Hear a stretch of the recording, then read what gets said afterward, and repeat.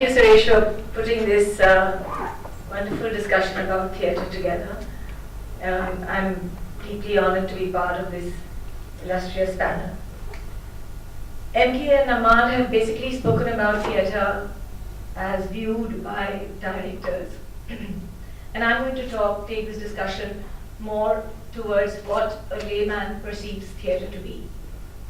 I will commence with a quote on theatre by Tandon, who said that no sane theatre is possible or can flourish unless there is an umbilical cord between what is happening in the world and what is happening in society. So both have a symbiotic relationship. I mean, theatre is a reflection of society that we've established, and it also mirrors and recreates life as we go along. Every playwright writes about issues that have impacted society during the time and era in which they have lived in. So, if theatre is recreation of life on stage, we have comedy and tragedy, which are representations of such recreation of life. And all of them talk about issues which could be social-political, social-religious, social-economic, etc., which have a direct impact on society as it is.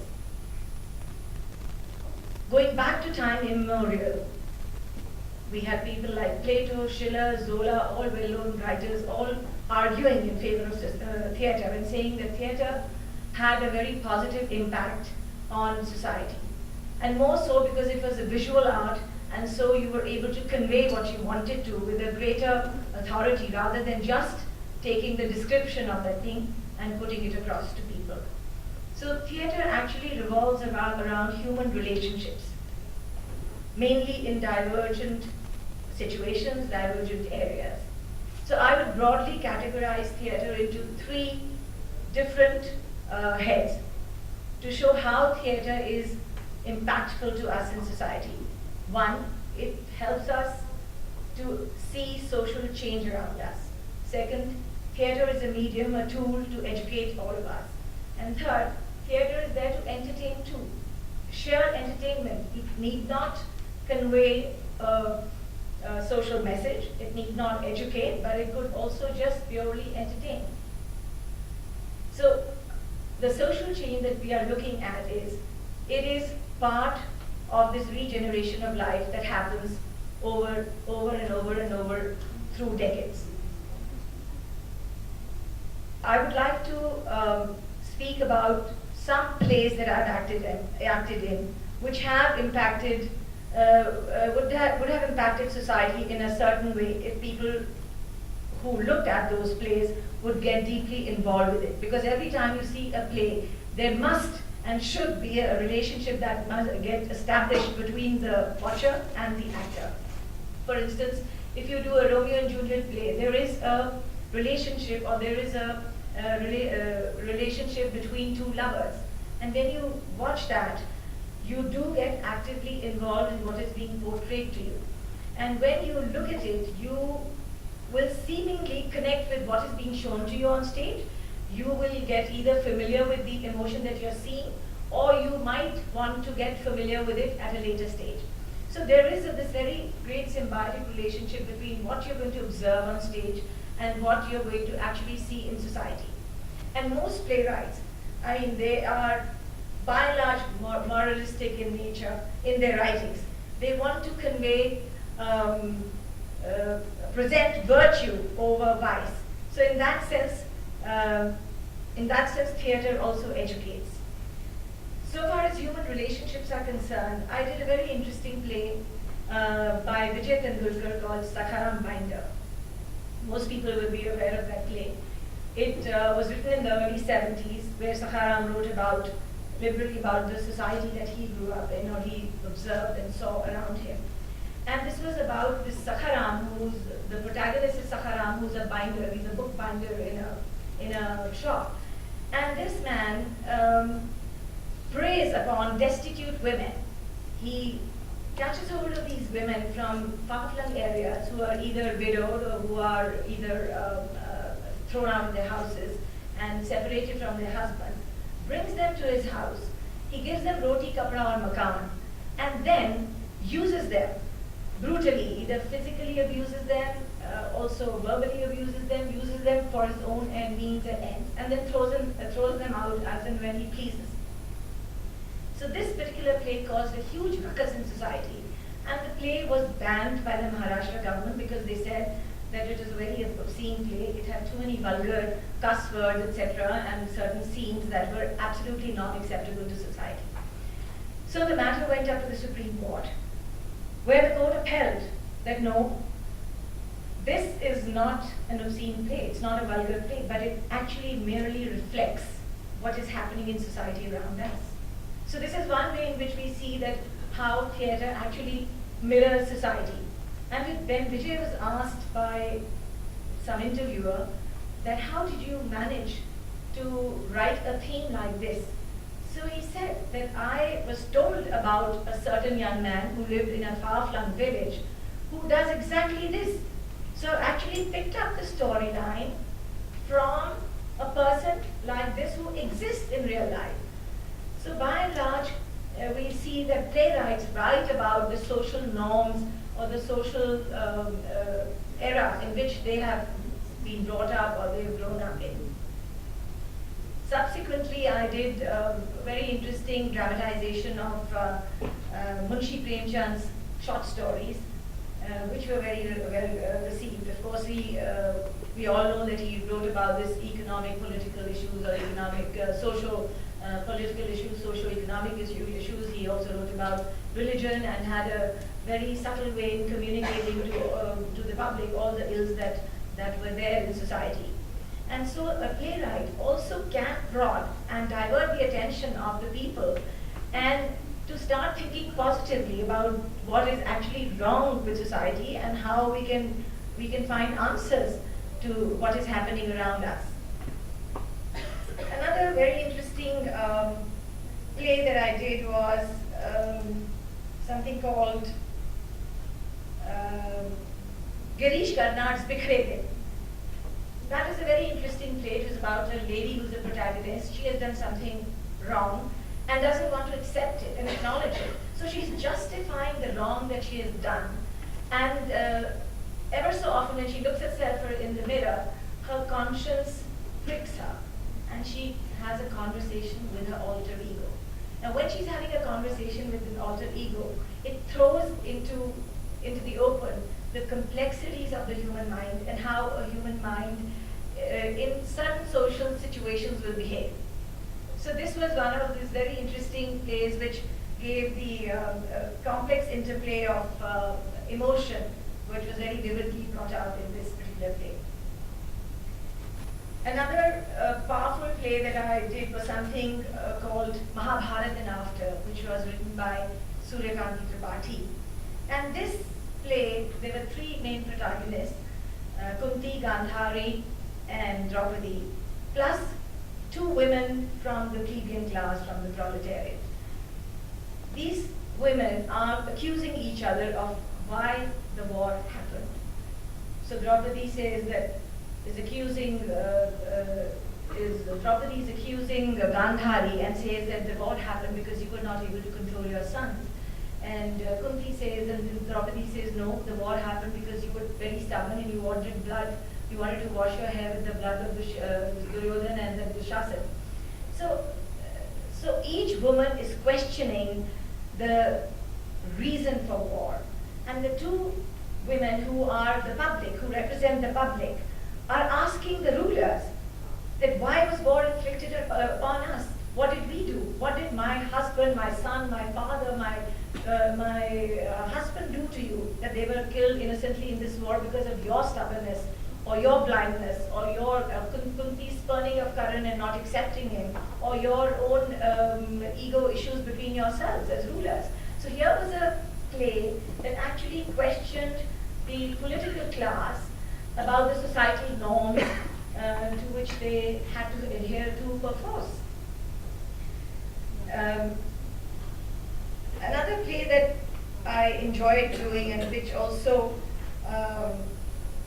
was part of this very interesting Yakshagana tradition that MK talked about. This was done in a dance drama style called Bhagavad. This was during the advent of Buddhism, and it actually is a spoof on Buddhism, where the protagonist is Shandilya, a young Buddhist monk whose teacher is Pravarajika, who has the ability to transfer souls from one body to the other. So Shandilya is in love with a lady called Vasantasena, and suddenly one day he goes into the garden and finds her dead, because Yamaduta has decided that her life has come to an end and he must come and take her soul away. So he's unable to bear the pain of seeing her lying dead and runs to his teacher and says, you have to wake her up, you have to bring her back to life. So Pravarajika goes to the body and puts his own soul into Vasantasena. As a result, Vasantasena wakes up, and suddenly Yamadut comes and notices that he realizes the mistake he's made, because this is not the Vasantasena whose soul he needed to have taken. It was some other Vasantasena. So there was this confusion between which Vasantasena should have died. So he comes back to restore the soul back into Vasantasena's body, only to find her up and about and smiling and walking around in the garden. And he then realizes that Pravarajika, who has the ability to transfer soul, he goes back to him and puts the female Vasantasena's soul into Pravarajika. So Pravarajika behaves like a woman and Vasantasena is behaving like a man, and this whole thing goes on like that, and eventually the souls are transferred back by the Yamadut. But this was a spoof on the advent of Buddhism. So theatre has always had this thing about being able to tweak religious sensibilities across ages. And this is what I wanted to indicate to you. Then we also had these very interesting plays that actually involve the entire community together, which are called the Nukkad Nataks. And the purpose of these is theatre was to actually explore the problems within society. Mainly the marginalized societies and communities could get together, discuss social problems that were impacting their day-to-day life. They could ask, or theatre had the ability to make them ask what I am to analyze and how they used to perceive those problems. And also they were in a situation where they could demand an answer or demand a solution. So basically Nukkad Nataks were prolific in trying to address social issues that befell people from time to time. Then the thing of theatre is to educate. I mean, we all know that theatre in its own way educates society and gives guidance and education in various areas and forms.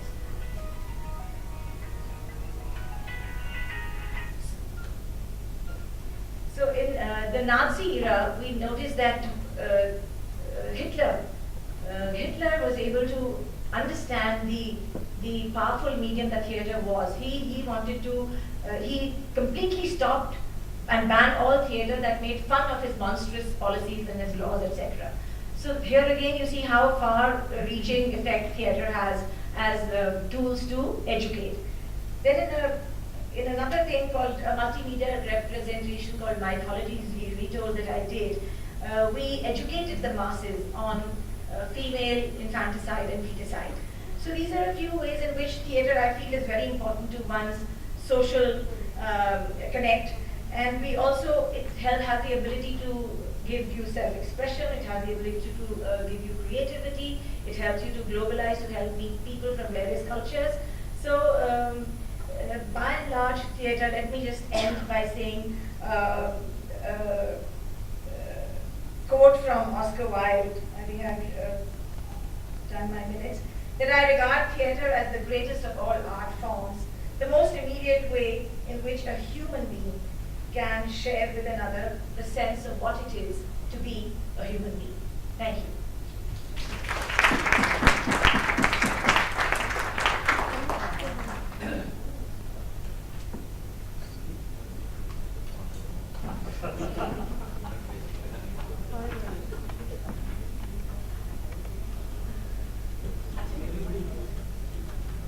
Thank you very much indeed, Legends of India, Suresh, Ivan, for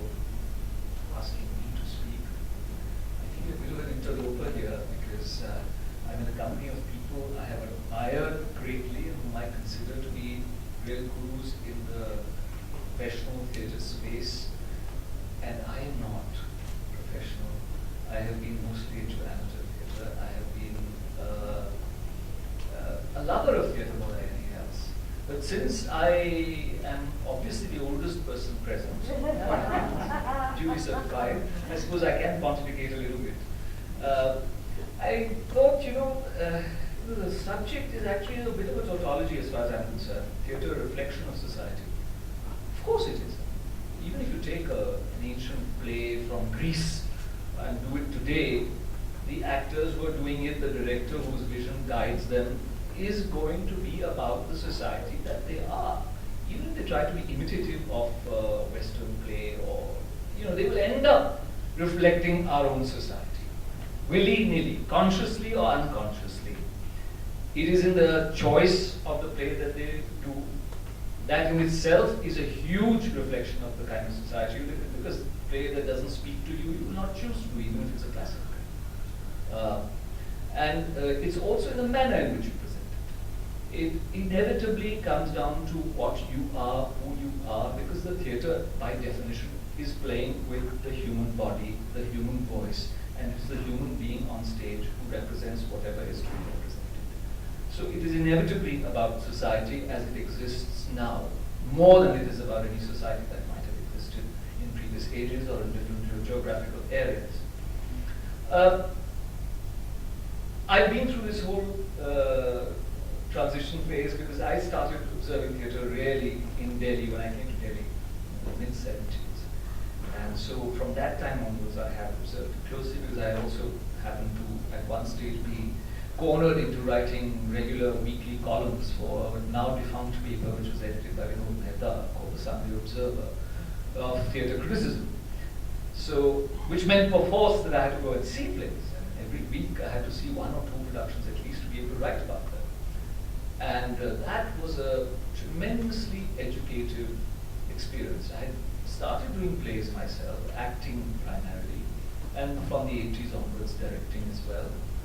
But watching the great variety of theatre that existed in India, and that was actually burgeoning at that time, in the 70s, which Amal spoke about so eloquently. NK was working and active also at that time.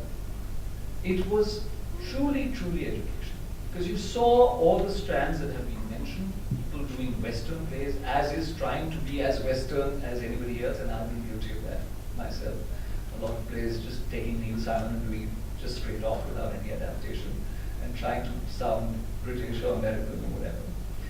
Saw all the new Indian plays that were being written, the NSD, the wonderful work that was being done by the NSD repertory in those days, theatre festivals that were organized, and by virtue of being in Delhi, you got to see productions from all over the country coming here.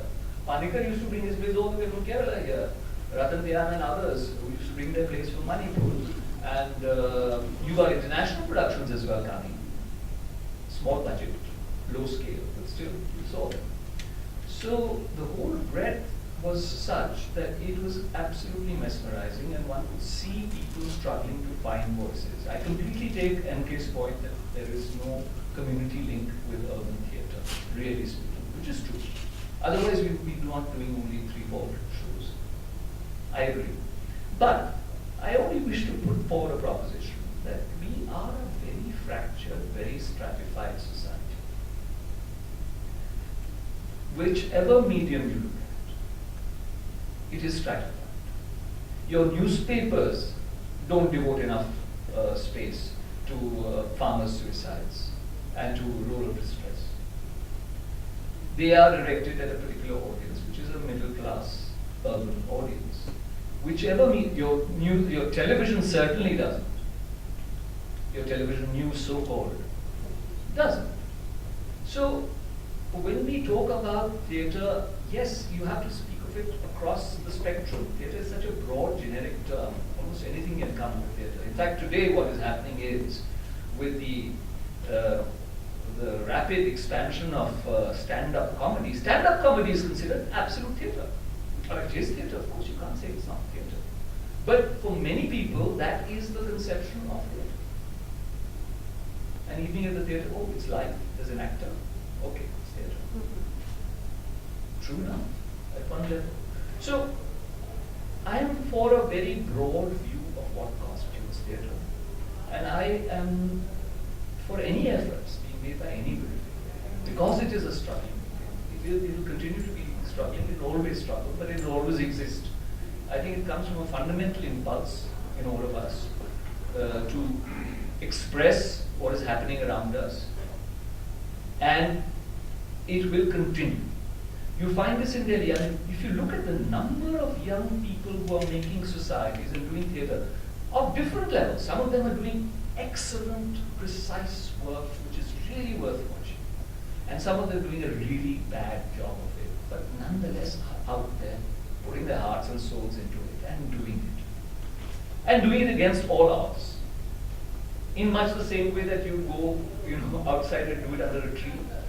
They are doing it under a tree, they're rehearsing under a tree, they're also performing wherever they can find the space. So, in that respect, I think that it is something which is completely, it's a fundamental human desire to perform. Every society has its own form. But I do agree again that we are a very culturally illiterate society. Even our urban society is so culturally illiterate, and I'm afraid it's very sad. And that's one of the reasons why we don't have audiences for art forms, paying audiences for art forms, continuous, steady audiences for art forms. Any advanced civilization has that. Somehow or the other, in our progress in the last 70 years or so, we have completely neglected cultural literacy as part of the curriculum or as a value that we need to have inculcate in our future generations. This whole education system centered around reading, writing, arithmetic, and engineering, and doctors and lawyers has completely skewed us. We have no consciousness of, forget about our own history, of any history. We have no respect for excellence in any kind of medium. Whether it's art, whether it's literature. There is such lack of awareness, and the few sparks you find come from people who suddenly discover that there is this world and something speaks to them in that particular world, whether it's art, whether it's music, whether it's dance, whether it's theatre, and take onto it out of a sense of passion. Which is why I value any effort that is made in theatre, since we are confining ourselves to theatre right now. But also this is the reason why, as MK pointed out, we don't have any theatres which are actually built for theatre. Look at our Stein auditorium. It's a multi-purpose auditorium, which is okay if you want to do amplified Indian music concerts, it's fine. But acoustically, it's not really up to the mark even for a Western unamplified concert. Number one. Number two, for theatre, there's no wing space, there's no height, there's no flies, there's no adaptability. You have this semi-truss stage, which is very difficult, but makes angles. If you're a director, it makes angles very difficult to manage. Yeah, you have to just be a center and upstage. That's the only way you can do it. You have 5 people on stage or 6 people on stage. You have to just push them upstage, otherwise they'll all be masking each other. So it is absolutely. It's true. Kamani is about the closest. IFAX used to be a good auditorium. That was one of the best actually for theatre, proscenium theatre. That was one of the best, but unfortunately not available anymore. It was built on the old English style theatres, which you still find in England, with the balcony, raked stage, raked seating, very good acoustics. Don't have them. All the others are multi-purpose halls where we are making do somehow or the other.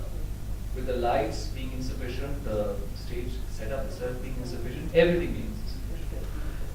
Again, it reflects that the fact that there is not sufficient connect with the audience. There's not sufficient demand for professional theatre, and